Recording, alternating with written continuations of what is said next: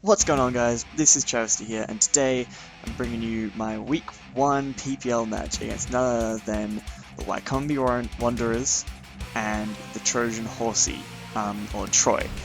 So, if you want to see the team that I'm bringing, my team analysis will be down in the description, and that also goes over the ones that Troy has, etc. And you can see from team preview that he has brought the Entei, which I'm terrified of, Florges, Amoonguss, Slowking, that bulky annoying core, Latias, and then Gliscor. So no Honchkrow, which is good, no Lucario, which means things like Babiri Berry on Togekiss aren't going to come through, but certainly a more bulky team than what I was expecting to see. Now, I decide I'm just going to lead off with Sableye to try and stop him from getting up rocks. So you see Troy is issuing a challenge, go Amethyst. So I lead off with Sableye, hoping to get my Mega off early, and he leads off straight off with the Entei. And I can't really stay in here because I'm a more specially defensive spread, so I decided to just switch out into my check for this, which is Lantern. Now he actually DC'd here the first time, and the first time around he got a crit burn Sacred Fire, and this time he actually misses. So Hack's swinging our way a bit this time around. I just go for a Thunder Wave, decide to start the Paralysis spam, partly because the first time I had to, because otherwise I couldn't rest up and yada yada yada. But, so now from here on it's back to normal playing. I Volt Switch on this because, chip damage is chip damage, he might have wanted to pull a double or whatever, and I decide now is a good time to get my Mega off because Sableye kind of walls this thing. So I just bring in the Sableye as he goes for Hidden Power, which I later discovered was ground, because as mentioned I have a pretty big ground weakness, so a lot of people are going to be bringing that. Now he switches out here into the Florges as I just go for knockoff. I decide it's time to start getting rid of some of his reliable recovery on things like his Regenerator Mons, make it a bit easier for Togekiss to come in and clean up later. So get my Mega off and just go for the knockoff, and we get rid of Florges leftovers. It does a little bit of damage, nice bit of chip damage. I decided to switch out here into my Cobalion because it is my dedicated switch in to Florges. It's also a good opportunity for me to get up rocks if he decides to stay in. So he goes for the Moonblast, and you see it's doing a decent amount, but with the lefties I will be able to take another 2, I believe. And I just decided to get my rocks up here because I really need them to wear down that Entei in particular. So he brings in the Entei, which is a smart play, so you can apply some more pressure on me, pressure, pun, without taking the rocks damage. And I just set up my rocks. I could have close combated, I guess, but it wouldn't be doing much to Entei anyway because it's pretty bulky. Then I get leftovers recovery, keeping Cobalion a little bit healthier, and I switch straight back out into Lantern. I have nothing else that can deal with this Entei, so I go straight into my Lantern. As he goes for the Sacred Fire, and this time he connects, and you can see it's doing still more damage than I would like, and he gets the burn. That's fine. I'm running Resto Chesto exactly for that reason, and I decide, in case he decides to go for Bulldoze here, I am just going to rest up, but he notices that and switches into his Gliscor, which is unfortunate because it gives him a free poison heal. If I had gone for Scald, it would have done a lot of damage, potentially burned him, and this game could have turned out very, very differently because Gliscor turned out to be a big problem for me. So I rest up, eat my Chesto Berry, get Lantern back to good health because I need it to deal with Entei. And he gets his poison heal off, and that's kind of unfortunate. So here I switch out, decided to go into my Sableye because when I saw poison heal I was like, oh, maybe it's a bulkier, Stealth Rock Toxic set or whatever. And he just goes for his rocks and we bounce those back away, which is one of the big reasons I like Sableye. He gets his poison heal back and he's back up to full health, and that's unfortunate. Now here he reveals the SD and I'm fucked. Like, I have nothing to take a hit from this. I went for knockoff hoping he might switch out and get a little bit more chip damage on something. If I'd still had foul play, that would have been a 2-hit KO on this Gliscor. He goes for Earthquake, and I'm able to live it because Mega Sableye is still a Lord, and just go for the low sweep because it's the only thing I can do against this right now. If I can lower his speed, I can bring in something like Nidoqueen or Togekiss and force him out at least. And if he decides to stay in, then I can get rid of this thing. Now he misses the Stone Edge here, which is really fortunate for us, so we're still getting a little bit of hacks on our side, and I'm able to recover up. Like, I just clicked recover because if he did miss, then I still have a healthy Sableye. So now I switch out into Cobalion, kind of in case he went for Stone Edge again, but really it was a sack. I didn't really think Cobalion was doing too much. I could have been cheeky and gone to Togekiss, but I couldn't afford to risk it if he did go for Stone Edge, because then I would have just lost my potential win condition.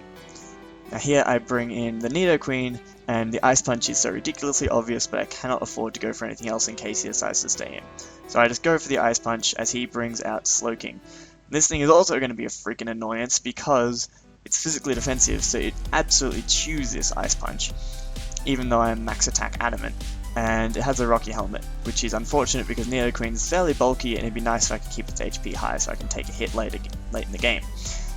Here I switch back out into Sableye just to stop Slowking. Basically, like, that's the reason I have a Spadef spread. I can recover up on it, all that sort of stuff. But he actually gets the Scald burn, which is unfortunate, but you know, it's Scald. Everyone knows it has like a 98% chance to burn. So here I decided to just recover up, keep Sableye healthy. I still need it around as he brings in the Gliscor. Now after the recover, I know I can live any one hit, so I make the same play that I did before, which is just go for low sweep on this thing. I need to just lower its speed and bring in something so I can revenge it. And because of that poison heal, he's not taking any chip damage from rocks, which is really, really frustrating. So here, he decides to try and set up his Stealth Rocks, predicting to switch out. But I, like I said, stay in, go for low sweep. So that actually worked out really well in our favour, because now Gliscor is at -1 speed, and we still don't have rocks up on our side of the field. If I'd had Icy Wind, that could have been really nice actually, but unfortunately I wanted low sweep for that Lucario. Now here I decided to preserve Sableye a little bit longer and make the cheeky, risky play that I didn't make before, which is switch out into my Togekiss, as he goes for Earthquake and it doesn't do anything to me. Now here, he switches out fearing the HP Ice probably, and I use this opportunity to set up a nasty play, because he has to then bring in something like Entei to force me out, because Gliscor can't kill me with the Stone Edge. In fact, Entei can't kill me with Sacred Fire either, but I probably wouldn't want to stay in. Here, I go for the Air Slash. It will 2-hit carry this floor just at +2. It does a good amount of damage, and he goes for Moonblast just to get some chip damage on me. And unfortunately, he gets a special attack drop, which means the next Air Slash won't take Florges out. It also means that anything that comes in won't die, but we get the flinch on Florges, so that kind of makes up for it. Here I just go for the Flamethrower, not wanting to risk the miss, because it's already been haxy enough as it is, and we do just take Florges out. So we're currently up 5-4, I believe, but he brings in Entei, and again, this thing is just a huge fucking problem. Now, if I'd been at +2, Air Slash would have taken it out from that range, because it wasn't Assault Vest. But +1 it wouldn't, and I didn't want to risk Togekiss anyway, because I still needed around, mainly for that freaking Gliscor. So I bring in my Lantern to chew the Sacred Fire again, and once again, not doing too much damage, and he doesn't get the burn this time. So, you know, it's a 50% chance to burn. He had one that did, one that didn't, so that's pretty fair. He switches out here into his Latias, perhaps hoping to defog, and I pull a double. I'm not sure why I didn't Volt Switch and I pulled a double, but whatever. Into Darmanitan. Now here, this is really, that's a pretty good play, because now I get a free U-turn, just get some damage on something. He goes out into Slowking, and you can see that after the rocks damage, it does not appreciate a U-turn.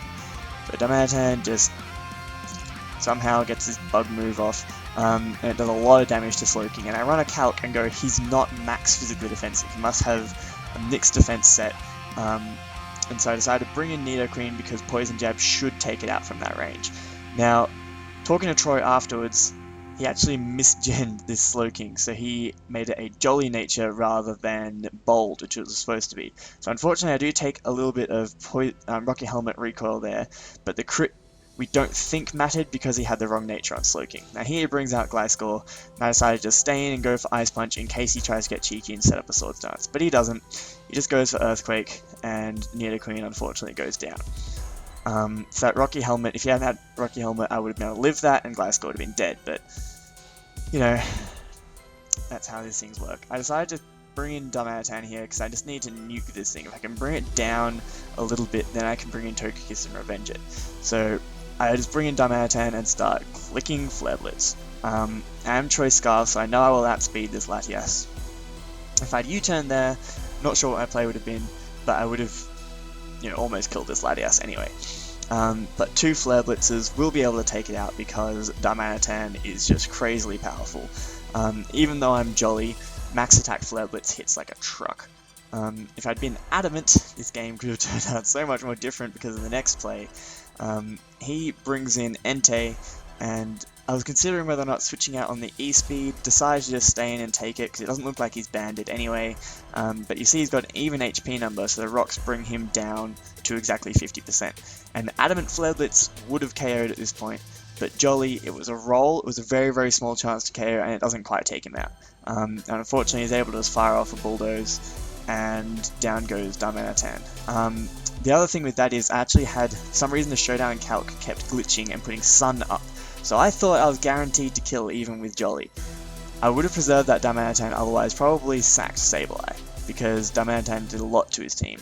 So I bring in Lantern, my main thing to deal with is Entei, chew up Bulldoze, and just go for Scald. There was no point trying to rest up because 2 Bulldozers would bring down to about the same amount of HP. So down goes the Entei, and now we have to deal with the big problem again, which is freaking Gliscor. So it brings it in, and I just stay in and go for Scald again in case he tries to set up a cheeky Swords Dance on a switch or something, but he just goes for Earthquake to take out my Lantern. Now here I pretty much only have one play, which is I know Sableye can live 1 Earthquake, and I know Togekiss can live 1 Stone Edge. So I bring in Sableye, go for the low sweep, then I have to bring in Togekiss, Nasty Plot, and hit 2 Air Slashes, 1 for this and 1 for the Amoonguss to win. So I bring in my Sableye as he Earthquakes, and I go for a low sweep, lower his speed 1 stage. And then after that the Burn is able to take me out. He gets the Poison Heal back, and I go down to Burn. So the Sableye had a really, really good match, this low sweep coming in clutch, but unfortunately not quite able to live that hit. Now, we bring in Togekiss, I know 100% I can live a Stone Edge, because I'm pretty sure he's Jolly, so I decided to set up a Nasty Plot as he switches out into the Amoonguss, basically just sacking it so he can then outspeed. I set up a Nasty Plot, and I think I've won at this point. If I disconnect my Air Slashes, then I win. So, go for the Air Slash, Amoonguss just drops because it's not that bulky. I think it was Assault Vest, and even so, I'm able to take it out. Now, here he brings back in the Gliscor, the only play he can make. We're 1-1, and he goes for the Stone Edge. He does connect. I really hope he doesn't get a crit. We live on 5 HP, and I'm like, yes, we've won, and I miss an Air Slash. And I lost it. I just couldn't deal with that. I was so close to winning, and he connects 2 Stone Edges as we miss an Air Slash. But that said, there was hacks both ways, pretty much all battle. So yeah, North Melbourne Kangaskhans unfortunately have gone down 0-1 early in the season, which is not where we wanted to be. It was a really, really good match, lots of back and forth, but fortunately weren't quite able to pull it out. Certainly a couple of things I think I can work on for future weeks, but I will also leave the PPL links and Troy's YouTube and Twitter down in the description, so be sure to go check them out. Troy's a really, really cool dude. We were Skype calling before and after this match and talked quite a lot, and it's a really nice guy, so make sure you go check out his stuff. Anyway, I will be back next week with more PPL stuff, and hopefully we can turn things around a little bit. I hope you did enjoy, and I will see you in my next upload.